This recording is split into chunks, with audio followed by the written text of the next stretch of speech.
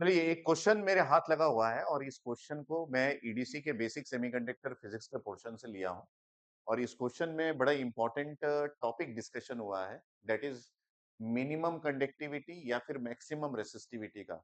तो मैं आपके लिए आज इस पर्टिकुलर क्वेश्चन के लिए डेरिवेशन भी बताऊंगा कि किस तरीके से मैक्सिमम रेसिस्टिविटी या फिर मिनिमम कंडक्टिविटी फाइंड आउट किया जाता है। तो ये क्वेश्चन का सॉल्यूशन थोड़ा सा लेंदी हो सकता है because of derivation, but and तक जरूर देखना ताकि आप कंसेप्चुअली स्ट्रांग हो और एग्जाम में कुछ भी क्वेश्चन इस पर्टिकुलर फॉर्मूले पे बेस्ड आए तो आपका कॉन्फिडेंस बना रहे कि हाँ ये क्वेश्चन मुझसे बन जाएगा। चलिए क्वेश्चन रीड करते हैं। एज्यूम द मोबिलिटी रेशियो, यहाँ पे मोबिलिटी की रेशियो वैल्यू दी गई है। मैं यहाँ पे लिख भी देता हूँ so that you can get the exact expression. यहाँ पे दिया गया है mu N by mu P, जो आपके पास कंडक्ट रेसिस्ट मोबिलिटी जो है इन टर्म्स ऑफ रूट ये दिया गया है and this is given by B. Constant expression D दिया गया है। In silicon is a constant independent of impurity concentration. ठीक है, अच्छी बात है, ये बता दिया है कि इम्प्यूरिटी कंसंट्रेशन पे डिपेंड नहीं कर रहा है आपका ये जो मोबिलिटी का रेशियो विथ रूट दिया गया है। ठीक है, द मैक्सिमम रेसिस्टिविटी को यहाँ पे रो एम से रिप्रेजेंट किया गया। हम इसी एक्सप्रेशन को लेंगे in terms of intrinsic resistivity, मतलब यहाँ पे इंट्रिंसिक रेसिस्टिविटी के टर्म्स में एक्सप्रेस करना है। और इस एक्सप्रेशन में चार एक्सप्रेशन आपको दिए गया है।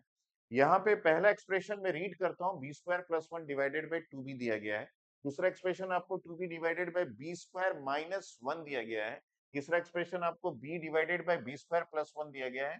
चौथा एक्सप्रेशन आपको B square plus one divided by four B दिया गया है। को इन चार एक्सप्रेशन में से एक करेक्ट एक्सप्रेशन फाइंड आउट करके लिखना है।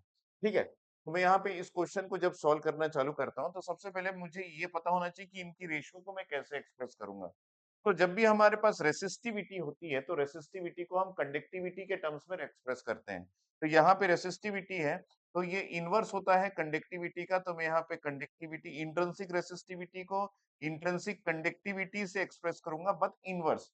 यहाँ पे मैक्सिमम आपके पास रेसिस्टिविटी है तो मैं इसको मिनिमम कंडक्टिविटी से एक्सप्रेस करूंगा, बट इनवर्सली प्रोपोर्शनल होता है ये दोनों। तो ये हमको चाहिए कि इंट्रिंसिक रेसिस्टिविटी जो हमारे पास है उसको intrinsic conductivity divided by minimum conductivity से एक्सप्रेस करना है। तो यहाँ पे सबसे पहला काम ये हो जाता है कि हमको मिनिमम कंडक्टिविटी का फॉर्मूला आता है या फिर नहीं आता है। अगर नहीं आता है तो मुश्किल है, अगर आता है तो इजी है। यहाँ पे सबसे पहले इस वैल्यू को एक्सप्रेस करते हैं कि आपके पास कंडक्टिविटी का इंट्रिंसिक का फॉर्मूला क्या होता है। ये आपके पास होता है एन आई इंटू क्यू और ये होता है mu N plus mu P. ठीक है, ये एक्सप्रेशन आपको पता है, लेकिन हमको अगर इसका एक्सप्रेशन नहीं पता है तो इसको फाइंड आउट कर लेते हैं। चलिए, तो हमारे पास ये आपके पास maximum resistivity which is written in forms of minimum conductivity can be expressed as. तो हमको कंडक्टिविटी का फॉर्मूले से मैं स्टार्ट कर रहा हूँ, यहाँ से स्टार्ट है, समझ लीजिए। डेरिवेशन जो भी चीजें है सारे कुछ मैं आपको बताऊंगा। कंडक्टिविटी जो है वो एक्सप्रेस होता है N Q mu N plus आपके पास होता है पी क्यू म्यू पी। ये एक्सप्रेशन होता है, this is P Q mu P, ये एक्सप्रेशन होता है। ये एक्सप्रेशन आप सभी को पता है। अब यहाँ पे आपको अगर मिनिमम वैल्यू फाइंड आउट करना है तो आपको सबसे पहले ये फाइंड आउट करना पड़ेगा एन और पी को किस तरीके से एक्सप्रेस करेंगे जब आपकी कंडक्टिविटी मिनिमम होगी। तो हमको कोई भी कंडक्टिविटी की वैल्यू को फाइंड आउट करने के लिए हमको इलेक्ट्रॉन्स और होल्स का कंसंट्रेशन चाहिए। उसी प्रकार मिनिमम कंडक्टिविटी को फाइंड आउट करने के लिए भी हमको एन और पी का एक्सप्रेशन चाहिए कि जब मिनिमम कंडक्टिविटी होगा तो एन और पी किस तरीके से एक्सप्रेस होगा।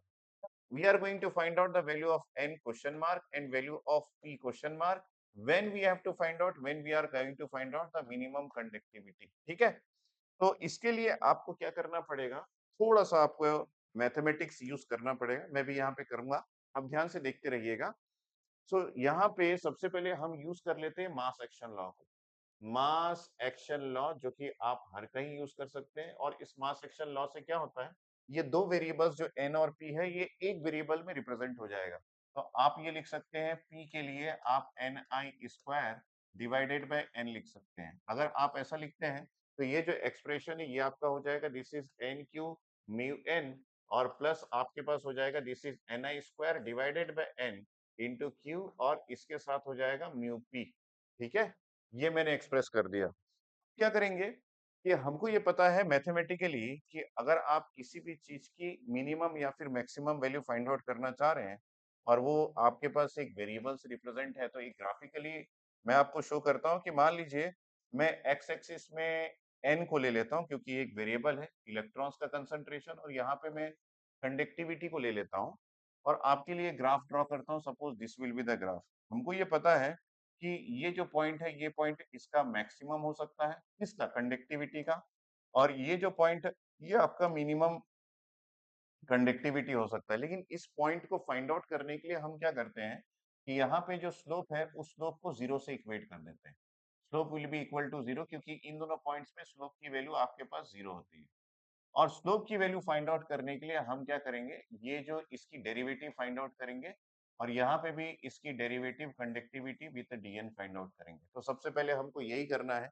जो आपको कंडक्टिविटी का एक्सप्रेशन है that is sigma is equal to this is N Q mu N plus आपके पास है this is N I square divided by n और उसके साथ क्यू और यहाँ पे म्यू पी है।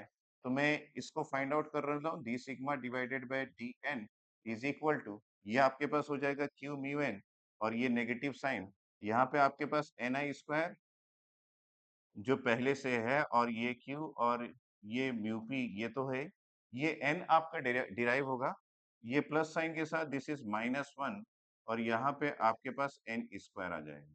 तो दिस इज द डेरिवेटिव।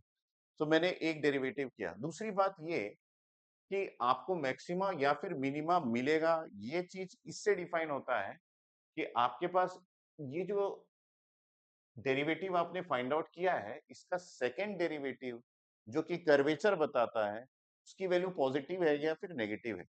मैं फिर से बता रहा हूँ कि आपको कंडक्टिविटी मिनिमम मिलेगी या फिर मैक्सिमम मिलेगी, ये इससे डिफाइंड होता है कि इस पर्टिकुलर पॉइंट पे कर्वेचर पॉजिटिव है या फिर नेगेटिव है।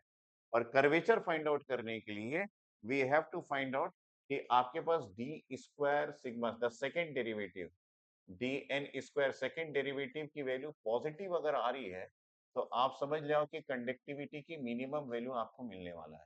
ठीक है, और यही curvature that is d sigma divided by d N square, इसकी वैल्यू अगर नेगेटिव आ रही है तो आप समझ जाओ कि आपके पास इसका मैक्सिमम वैल्यू मिलने वाला है कंडक्टिविटी का। तो हम लोगों ने फर्स्ट डेरिवेटिव पहले से करके रखा हुआ है, अब हमको सेकंड डेरिवेटिव करना है। तो हमारे पास D sigma by D N, इसका फॉर्मूला है दिस इज क्यू और यहाँ पे म्यू एन है। और एक बार चेक कर लीजिए यहाँ पे आपने क्या लिखा है, ठीक है, minus one divided by n square, so this will be आपके पास प्लस के साथ this is minus one divided by आपने एन स्क्वायर लिखा है और यहाँ पे आपका एन आई स्क्वायर भी है और क्यू है और म्यू पी है। ठीक है, जब आप सेकेंड डेरिवेटिव फाइंड आउट करेंगे तो इसका मतलब है ये आपका फर्स्ट डेरिवेटिव हो गया। तो इसका मतलब है कि आपको d square sigma divided by d N square find out करना और चेक करना है कि इसकी वैल्यू पॉजिटिव आ रही है नेगेटिव आ रही है।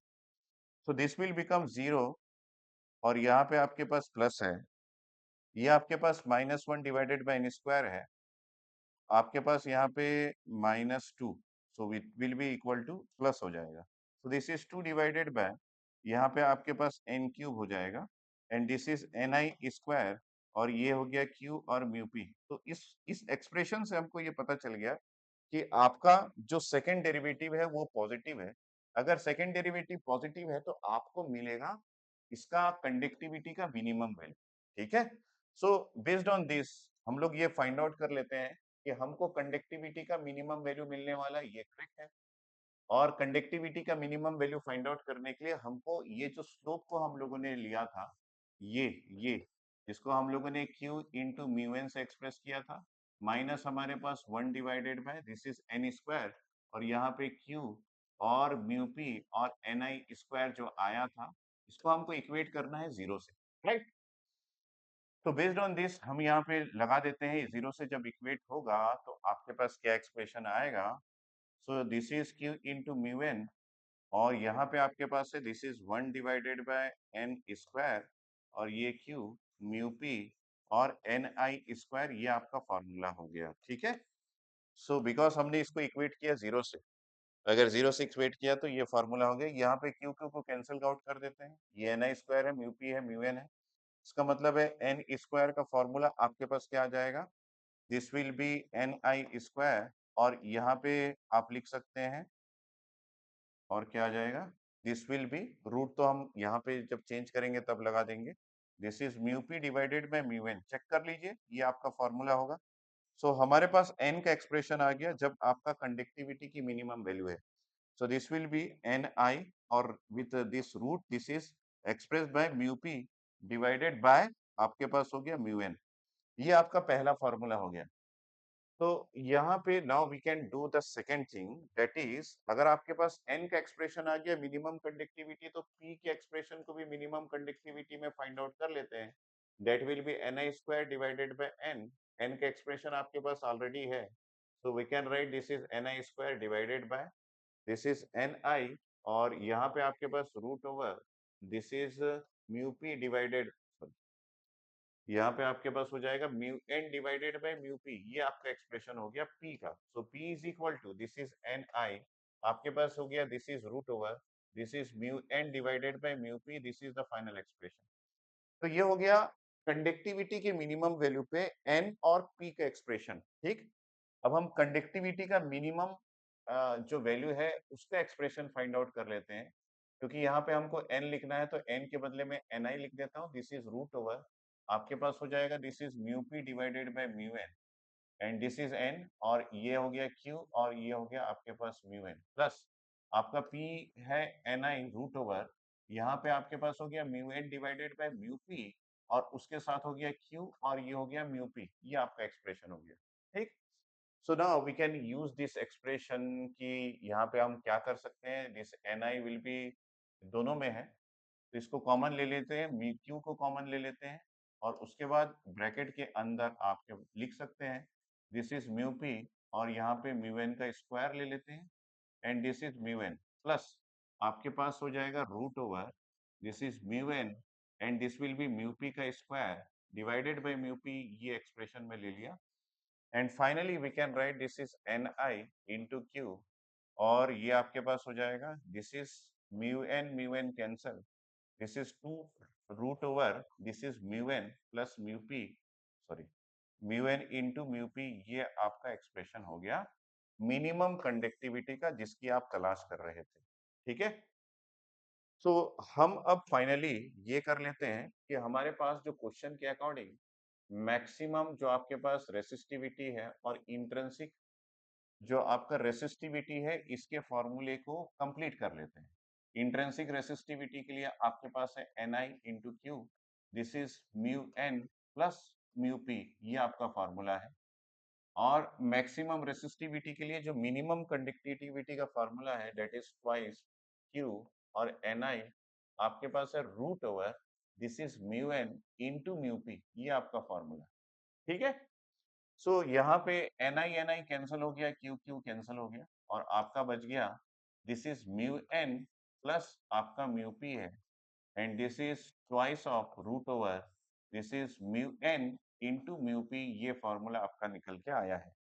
अब इस फॉर्मूले में थोड़ा सा इसको कंसाइज कर लेते हैं, और यहाँ पे 1/2 में बाहर रखता हूँ, और दिस इज म्यू एन जो आपके पास है, इसमें हमारे पास mu N into mu P का डिवीजन कर लिए, अगर मैं इसमें होल रूट लगा दूं तो ये स्क्वायर हो जाएगा, ठीक है, प्लस आपके पास यहाँ पे म्यू पी का स्क्वायर हो जाएगा, and this is whole root अगर मैं कर दूं तो यहाँ पे mu N into mu P हो जाएगा, and that will be the complete part. So यहाँ पे हाफ कर लेते हैं, और यहाँ पे रूट ओवर, ये म्यू एन और म्यू पी है, तो यहाँ पे आपके पास बच जाएगा mu N divided by mu P, और प्लस आपके पास हो जाएगा दिस इज रूट ओवर यहाँ पे mu P divided by mu N, ये एक्सप्रेशन आपका बच गया, ठीक है। अब आप देखिए कि आपको क्वेश्चन में ना root over mu n mu P का एक्सप्रेशन दिया गया है, तो बस यहाँ पे वो एक्सप्रेशन आपका बी है, तो यहाँ पे maximum conductivity divided by intrinsic conductivity इसी टर्म्स में आपको पूछा गया है, आपके पास 1/2, यहाँ पे आपके पास हो जाएगा this is root over mu N by mu P, आपका बी से एक्सप्रेस हुआ है, और यहाँ पे root over mu P by mu N, ये आपका 1/b हो जाएगा। So in that 1/2, next we are having this is B square plus 1 divided by B, ये आपका एक्सप्रेशन हो जाएगा। So I can write this is B square plus 1 divided by 2b will be the answer for this question. ठीक है, तो सारा कुछ मैंने डिटेल में बता दिया है। अगर आप इस क्वेश्चन को लेंगे तो आप कभी भी मिनिमम कंडक्टिविटी या फिर मैक्सिमम रेसिस्टिविटी के पार्ट में नहीं फंसेंगे। यहाँ पे आपके पास जो आंसर आया वो ये आया, that is B square plus 1 divided by 2b which is the correct answer. Okay, after completing this August month आपके पास 5 मंथ का समय रह जाएगा अपने प्रिपरेशन को एक लेवल पहुंचाने के लिए, जहां आप गेट 2025 में बहुत अच्छा स्कोर कर सके। गेट के लर्निंग प्रोसेस में जब आप बात करें तो इम्पोर्टेंट ये होता है आप कंसेप्चुअली चीजों को समझे, जो आप पढ़ रहे हैं उसका मैथमेटिकल इंटरप्रिटेशन क्या होता है, उसका फॉर्मूला क्या होता है, ये सारी चीजें आपने अपने थ्योरी लेक्चर में देख लिया होगा। इसके साथ साथ आपने प्रीवियस ईयर के गेट के क्वेश्चंस भी प्रैक्टिस कर लिए होंगे, और अभी आप एक कंफर्टेबल स्टेज में अगर कोर इलेक्ट्रॉनिक्स के सब्जेक्ट्स में है, for example EDC, analogue communication, EMT, तो मैं आपको यहाँ से स्टार्ट करवाऊंगा एक प्रैक्टिस सेशन, जहाँ पे आप न्यू क्वेश्चंस, प्रीवियस ईयर के क्वेश्चंस के अलावा न्यू क्वेश्चंस, जो आपके क्वेश्चन सॉल्विंग स्किल को बढ़ाएगा। क्वेश्चन का पैटर्न वही गेट के पैटर्न के इक्विवेलेंट होगा। ऐसे क्वेश्चन का प्रैक्टिस अब आपको स्टार्ट कर देना चाहिए, है ना? तो जो लर्नर्स ऑलरेडी अपने सब्जेक्ट को कंप्लीट कर चुके हैं, या फिर आप ईडीसी का फर्स्ट यूनिट कंप्लीट कर चुके हैं और आपको ऐसा लगता है कि हमारे पास क्वेश्चन की कुछ कमी है, तो आप टेस्ट सीरीज से क्वेश्चंस को ले सकते हैं, किसी अच्छे टेक्स्ट बुक से क्वेश्चंस की प्रैक्टिस कर सकते हैं, और उसके अलावा आप मेरे इस सेशंस को अटेंड करके भी क्वेश्चन की प्रैक्टिस कर सकते हैं। ऑलरेडी मैंने प्लस क्लास में ईडीसी स्टार्ट कर दिया है, एनालॉग इलेक्ट्रॉनिक्स कंप्लीट कर दिया है। इसका मतलब है कि आप मुझसे जुड़ के, हमारे अनअकैडमी के ऐप से जुड़ के, अनअकैडमी के फैकल्टीज से जुड़ के अपने क्वेश्चन प्रैक्टिस और क्वेश्चन सॉल्विंग स्किल दोनों को इंक्रीज कर सकते हैं, एनहेंस कर सकते हैं। तो चलिए, कैसे अनअकैडमी आपकी हेल्प करेगा for getting all this things, तो मैं सबसे पहले आपको बता दूं कि अभी अनअकैडमी में अपने कोर्स में 50% का ऑफ प्रोवाइड किया है। जो अगर आप सब्सक्रिप्शन लेते हैं तो आपको जो प्राइस अमाउंट पड़ेगा वो यहाँ पे 8499 ओनली में आपको मिल जाएगा, और यहाँ पे फ्लैट 50% डिस्काउंट आपको मिल रहा है और 6 मंथ का एक्सटेंशन। जो कोड आपको यूज करना है for getting this subscription in discount offer, तो ये कोड है आपके पास, this can be S D sir 1010, ये आप यूज कर सकते हैं फॉर गेटिंग द डिस्काउंट। ठीक है, इसके अलावा अगर मैं बात करूं कि कौन कौन से कोर्सेस आपके इलेक्ट्रॉनिक्स और इलेक्ट्रिकल के लर्नर्स के लिए अवेलेबल है, तो आप यहाँ पे देख सकते हैं कि आपके पास एक प्रतिष्ठा बैच है और एक शिखर बैच है। ये दोनों बैचेस अवेलेबल है। अगर आप गेट का या फिर ईएससी का या फिर पीएसयू का प्रिपरेशन कर रहे हैं, इलेक्ट्रिकल या फिर इलेक्ट्रॉनिक्स में, 2025 गेट के लिए हो या फिर 2026 गेट के लिए, तो आप इसका प्रिपरेशन स्टार्ट कर सकते हैं अनअकैडमी टीम के साथ। ठीक है, टारगेट गेट 2025 की अगर मैं बात करूं तो इसका प्राइस अमाउंट जो अभी के लिए रखा गया है दैट इज 8499, जो कि 50% ऑफ में है, क्योंकि ओरिजिनल प्राइस 16999 है। अगर मैं गेट 2026 की बात करूं तो प्लस कोर्स आपके लिए यहाँ पे अवेलेबल है 11,999 में, जिसका ओरिजिनल प्राइस लगभग 24,000 रुपीज है। तो यहाँ पे आपको अगर ये डिस्काउंट लेना है तो आप इस कोड को यूज कर सकते हैं, एस डी सर 10। इस कोड को यूज करके आप इसका सब्सक्रिप्शन डिस्काउंट ऑफर के साथ अवेल कर सकते हैं। नेक्स्ट मैं बात करूं कि यहाँ पे हमारे पास जो बैचेस है, प्रतिष्ठा बैच जिसके बारे में मैं आपको बता रहा था, ये 2025 के लिए ईसी के लिए अवेलेबल है। इसमें क्लास स्टार्ट होने वाली है 31 अगस्त 2024 को, और क्लास ईएमटी की स्टार्ट होगी आपकी 9 पीएम को। सारे टॉप एजुकेटर्स आपके साथ हैं। आप बस अपने प्रिपरेशन को एग्जीक्यूशन में लाने के लिए आप फॉलो कर सकते हैं हमारे लाइव और रिकॉर्डेड कोर्स का जो बैच प्लस में चल रहा है। ठीक है, इसके अलावा शिखर बैच जो कि इलेक्ट्रॉनिक्स स्टूडेंट्स के लिए है 2026 के लिए, इसमें भी आप गेट एंड पीएसयू की प्रिपरेशन आप कर सकते हैं। और मैं आपको बता दूं कि यहाँ पे भी 9 पीएम से 31 अगस्त से आपका गेट के लिए ईएमटी की क्लासेस स्टार्ट होने वाली है। कोड आप यूज करेंगे S D S I R 1010 for getting the discount offer. यहाँ पे आपके पास लिस्ट ऑफ बुक्स भी है जो कि गेट इलेक्ट्रिकल और गेट इलेक्ट्रॉनिक्स के लिए अवेलेबल है। तो अगर आप इलेक्ट्रिकल या फिर इलेक्ट्रॉनिक्स में आइकॉनिक सब्सक्रिप्शन लेते हैं तो आइकॉनिक सब्सक्रिप्शन के स्टूडेंट्स को ये सारे बुक्स जो कि आपके कोर और कॉमन सब्जेक्ट्स और उसके साथ-साथ इंजीनियरिंग मैथमेटिक्स और एप्टीट्यूड के बुक्स है, ये होम डिलीवर्ड किया जाएगा आपको 15 डेज़ के अंदर। अगर आप सब्सक्रिप्शन आज लेते हैं तो विथिन 15 डेज़ आपको बुक होम डिलीवर्ड किया जाएगा। तो ये सारे बुक्स आपको हार्ड कॉपीज़ में मिलेंगे और हार्ड कॉपीज़ में पढ़ाई करना मतलब एक अलग लेवल का आपको फीलिंग देगा। डेफ़िनेटली आपके पास सारे नोट्स, उससे रिलेटेड क्वेश्चन्स ये सारा कुछ होना इम्पोर्टेंट है। आपको नोट्स को अपने नोट्स को प्रिपेयर करने में भी ये बुक्स हेल्प हेल्प करेगा। तो ये है अनअकैडमी के जो ऑफर्स है जो आपके साथ आज की डेट में आप कर सकते हैं सब्सक्रिप्शन के लिए। आप कोड यूज़ करेंगे, मैं आपको फिर से बता दूँ, दैट कोड इज़ एसडीसर10। ये कोड यूज़ करके आप सब्सक्रिप्शन ले सकते हैं। SDSIR10। Okay? So now we are going to start question solving. तो आपको मैं फटाफट यहाँ पे क्वेश्चन दूँगा। आप वीडियो को स्टॉप करके उस क्वेश्चन को खुद से सॉल्व करने की कोशिश कीजिएगा। अगर आपसे ना बने तो फिर वीडियो को स्टार्ट करके आप सॉल्यूशन देखिएगा। ओके?